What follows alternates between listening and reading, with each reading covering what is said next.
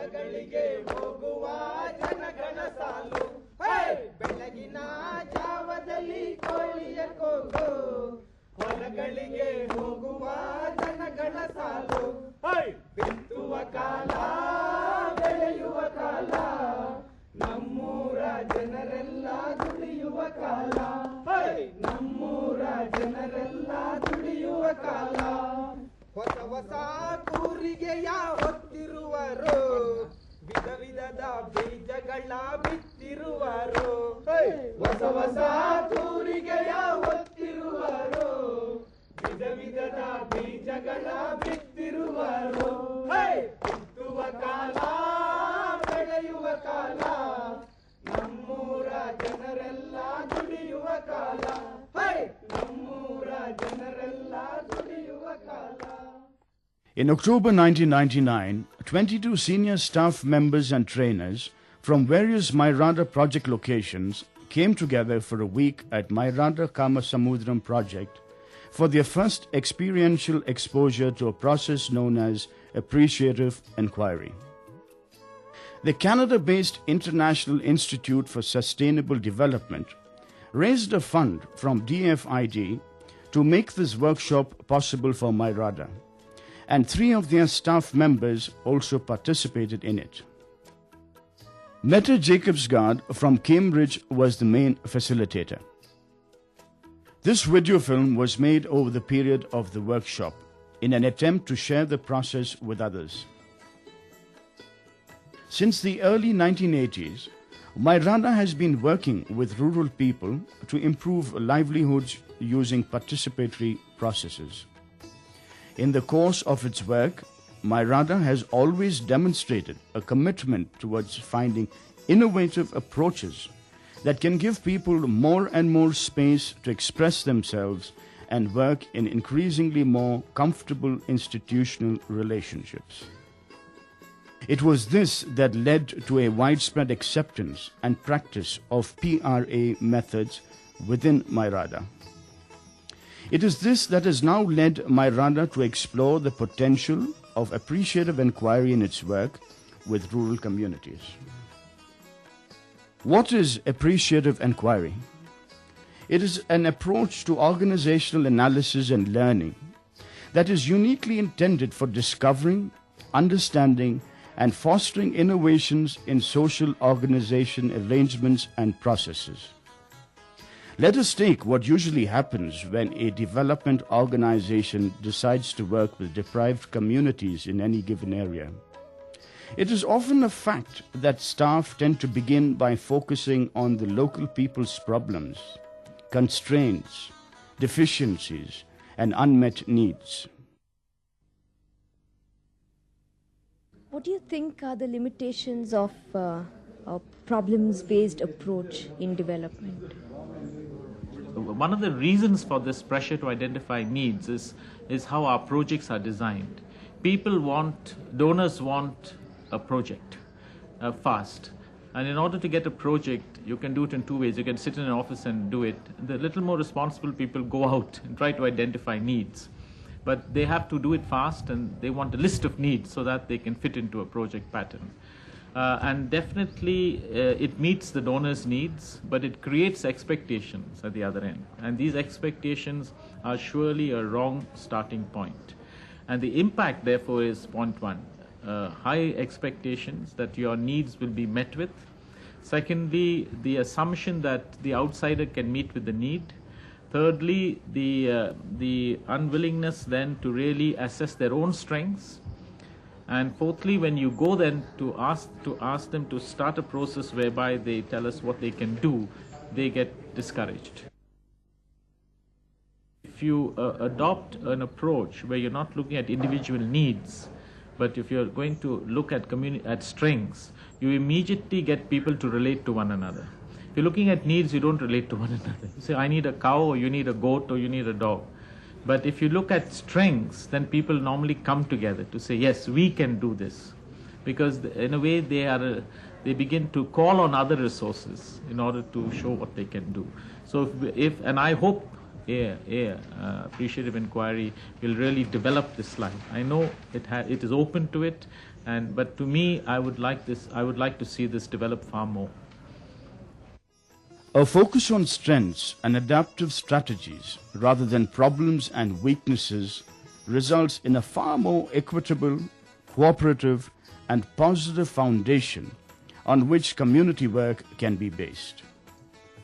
Appreciation is the ability to see beyond obstacles, problems, and limitations, and to generate hope in the human capacity to achieve potential. Appreciative inquiry is an approach that enables such a process to be set in motion. Appreciative inquiry consists of 4 main phases that are interdependent and continuously revolving in a circle. This is usually referred to as the 4D cycle. The first D stands for discovery. It is the phase where we discover what gives life, what gives excitement to our organization, to our project, to our interaction, in our human relationships. The very first questions that we ask are always, think of a time when you felt really excited about your work, in your relationship, or in teamwork, or tell a story of a time when the project was going really well. What happened? It's important to be specific, to tune into the environment, the context, who was there, who said what, and who did what. The process of discovery can be facilitated through a key question like, can you think of a time when your group achieved something significant? What factors contributed to this achievement? Answers can be in the form of stories and pictorial representations. Drawing pictures is good because even non-literate people find ways of representing what is important to them, which can then become the basis for further analysis. This is how we did it in our classroom session, beginning with the question, what have been the best things about Myrada? Our large group was divided into 5 small groups, and each group answered by producing a chart of drawings. There were several other exercises that helped us discover peak moments in our organization and lives. There were cards filled in on what we felt we could do best, and stories told about times when we were most excited working for Myrada. Training coordinator Rajachari said he felt fulfilled when the bankers he had trained went back and actually formed self-help groups of poor people, something they had earlier regarded as someone else's job and not theirs.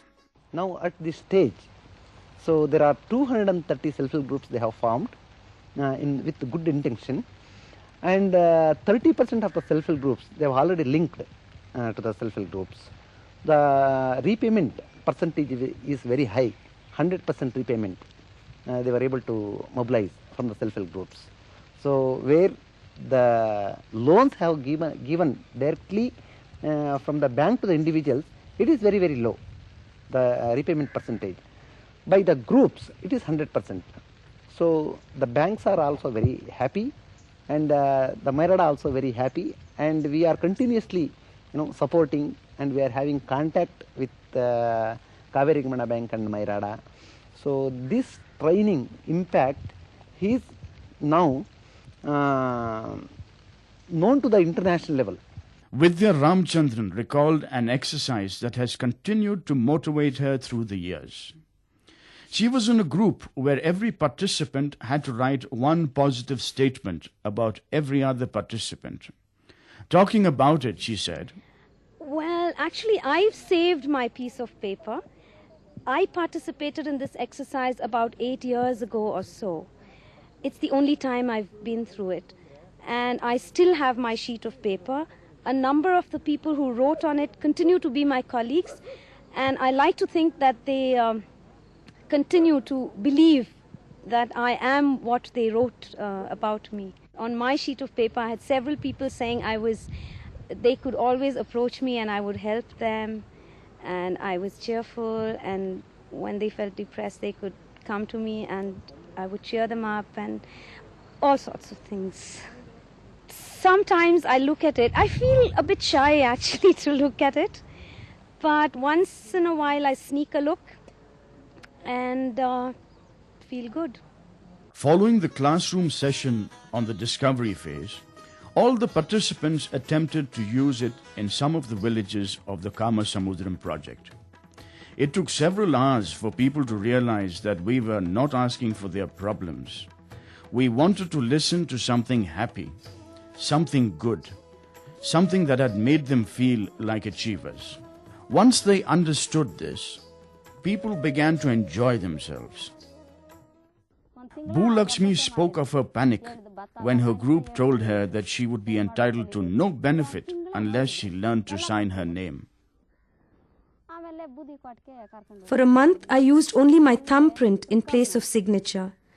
Then my group reminded me and some of the others that we had not yet learned to sign and should do so.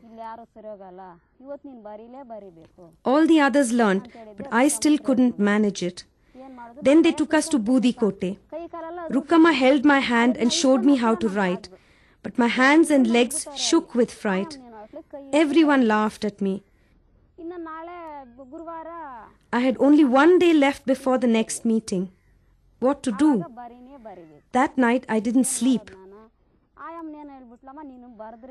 I tried over and over again to write my name on Ragi. My husband laughed and said, "Aren't you ashamed? Even children can do it." Then suddenly I found I could write.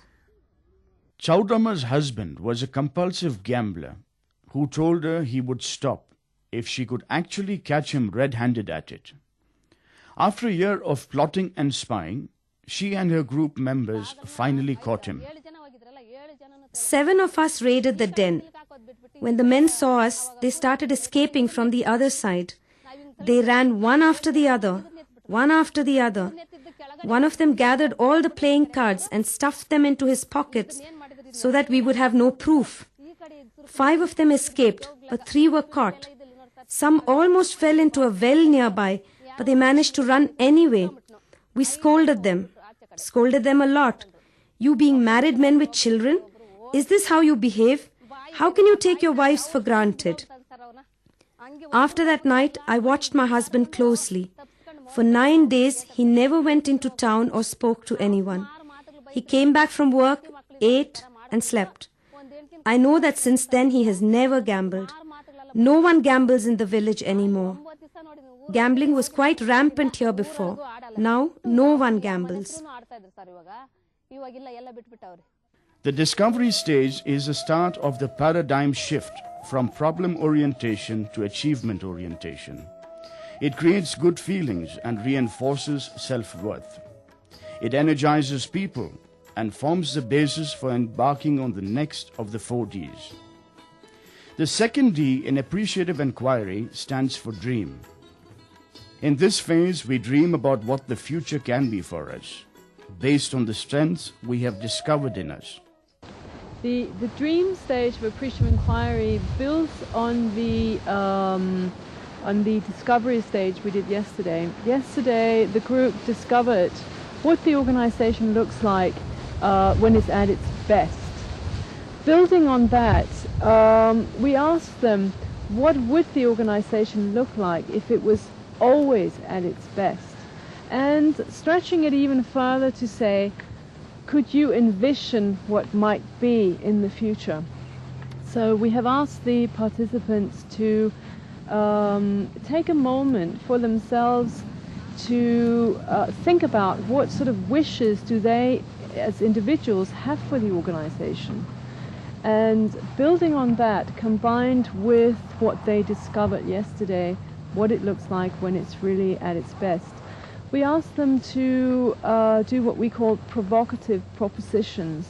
The proposition is meant to be provocative, it's meant to be a challenge in the present tense, and also a place where they would like to go. Provocative because We believe that you can take a challenge. If you know that you've had success in the past, you are more likely to go with the challenge. And a challenge or a provocation, in a positive sense, will take you further, and it will especially take you further if you have it based on what you know already is. So it is not dreaming or envisioning like winning the lottery or something that is highly improbable. It is envisioning something that's built on what you already know, but still dreaming ahead of it. It has to be realistic. There's no point in saying we are on the moon. It has to be doable, but it has to be doable and still challenging. We began to experiment on ourselves, with each participant making 3 wishes for Myrada. My wish for Myrada is that all of us, each staff, everybody should have the same wish of having that complete difference in the village. So everybody should have the same wish. That is my wish for Myrada. So connecting these two, I think Myrada should have a full-fledged training, professional training center in order to train them and to train the people in order to take up the responsibility and initiate the people to do development works. We should not lose that focus of, we are working for a development as a family. Ultimately, those people with whom we are working should feel that Myrada is good. These wishes were then consolidated in small groups, and each group came out with provocative propositions. One of the statements made by this group was that Myrada had established a policy consultancy cell related to rural development at the national level. After experiencing the dream phase in the classroom, we went back to the villages to try it out. We began by recollecting the previous day's events, dwelling on the strengths from the discovery stage. The process of talking about dreams was not very difficult for people to do. Their dreams were also rooted in their strengths and quite challenging. We agreed that they could express themselves in ways in which they felt comfortable. People were quite comfortable in making drawings to depict their dreams, like this group that drew a tree with various fruits representing their various dreams. Muni, Venkatamma and Nanjappa dream of seeing their daughter married and well settled. For this, they say, Our goal is to rear silkworms. We also have a dream of owning some irrigation facility. We can then grow enough mulberry for the silkworms, some paddy, vegetables and millets. With the income, we can get our daughter married. Narasamma of Swati Self-Help Group said, The men in this village drink, beat their wives. Their families never develop. Our group's goal is to stop this alcoholism. The dream phase is important because it enables people to give a concrete shape to a vision of their future. The appreciative approach is based on an understanding of human psychology. People respond to positive images much better than to negative images. It also recognizes and creates space for emotions to be expressed and channelizes these emotions towards the achievement of their dreams. We construct our own reality, and the way we construct our own reality is very important. If we hold negative images about ourselves or about what is going to happen in our lives, we are more likely to create a negative future and reality for ourselves. But if I praise you and say, I think you're doing really well, I really liked what you were doing, and so forth, you feel proud of yourself and you carry the knowledge of being able to do something. You create a positive picture for yourself, of yourself, and a positive future for yourself. You anticipate that something positive will happen. We knew already our strengths, but we have not thought. We can have some visions which may not be possible to achieve. But as you said in your theory session, If we make provocative propositions based on our strengths, we can achieve it. Looking back at our achievements, we realize that we took it as a challenge and we achieved it. We feel that if you believe, you can achieve. Whatever we wanted to achieve, that we minded, we will achieve it. It's a confidence. We have that much confidence. Confidence. So we end with that believing is achieving. If you believe, you will achieve. After the dream phase, we come to the third D, which stands for design. The design is making the dream come true, making the provocative proposition come true. It's okay having this proposition, but the next question you ask yourself is, what do you do with it? And that is going through the various stages. It's really a kind of implementation plan. What do we need to do as an organization or as a project or as a group in order to be able to fulfill this wonderful vision, this provocative proposition? So we asked the group to be as specific as possible and go through who is going to do what and when and how and what do you need to be able to achieve that. Be very, very practical. In the classroom, we took some of the earlier developed provocative propositions and broke them down into sets of doable activities. Since all of us were familiar with planning, and since this was a training program, and in that sense not a real planning session, we did not spend much time on this activity in the classroom. We did, however, try it out in the villages. The fieldwork began by reflecting on people's dreams. Since there were many dreams, we spent some time in prioritizing them. In the group that worked with children, the design stage exercises almost could not be done, because though the children had expressed dreams that could certainly be achieved, they did not have enough information to plan their next steps. They needed more time and also the support of knowledgeable adults. This suggested an area of work for Myrada in the future. Lakshmi, a school student, dreamt of becoming a police officer. I will pass my 10th standard with the first class and then go to Maharani's College in Bangalore for my pre-university course. I will seek the help of my family and friends to study for my examinations. I want to pass the Indian Police Services examination.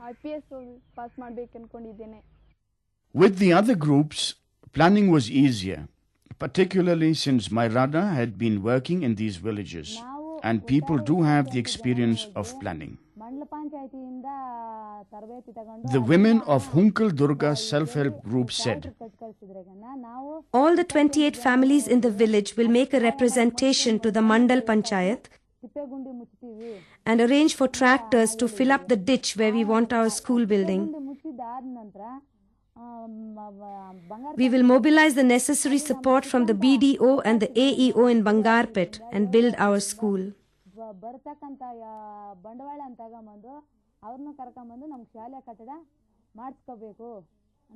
The men of Vishweshwaraya Village Development Council, Hunkal Durga, said,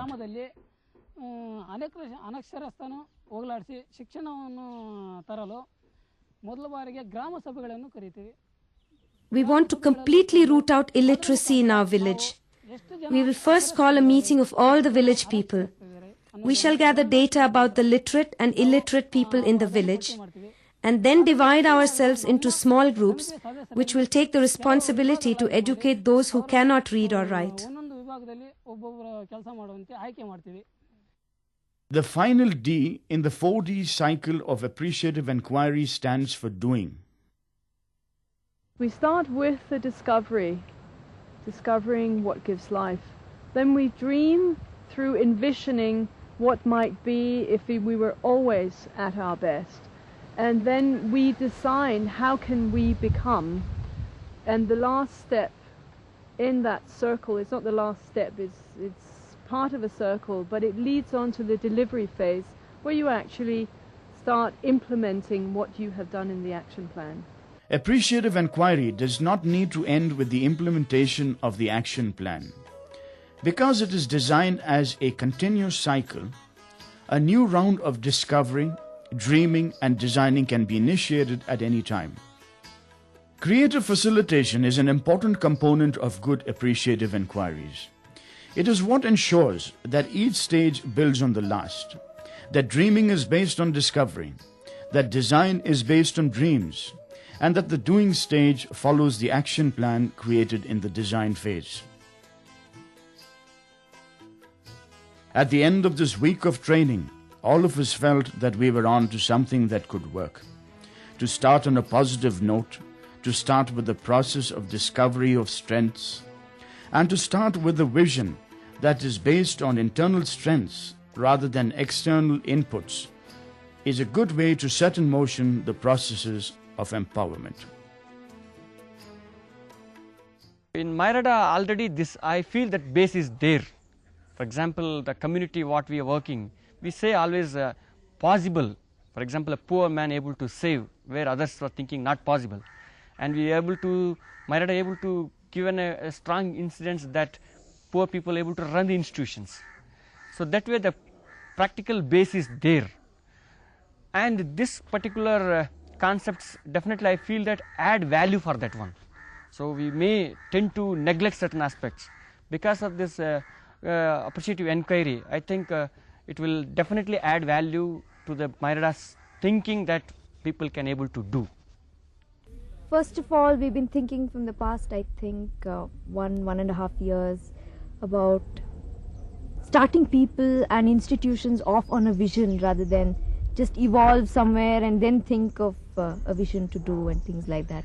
So I think we've got a good tool where we can, start with building people's visions.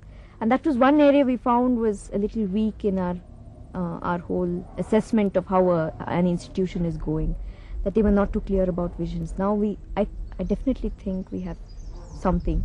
It's a breakthrough for us in that sense. This whole thing about appreciative inquiry could be an undercurrent in the kind of work we do. It does not negate some things that we do, or it does not throw something into the dustbin, but somewhere it adds a certain undercurrent to everything that we do, which might give us something new. And also for us, we thought it gives us something good to start off on a personal note. Each one of us gets a personal change, which then gets reflected in the work we do, and then it goes on and on and on. So that's what it is. This workshop is only the beginning.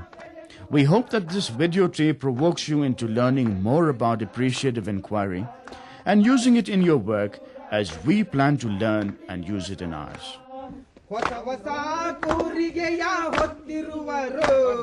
ವಿಧ ವಿಧದ ಬೀಜಗಳ ಬಿತ್ತಿರುವರು ಹೊಸ ಹೊಸ ತೂರಿಗೆಯ ಹೊತ್ತಿರುವರು ವಿಧ ವಿಧದ ಬೀಜಗಳ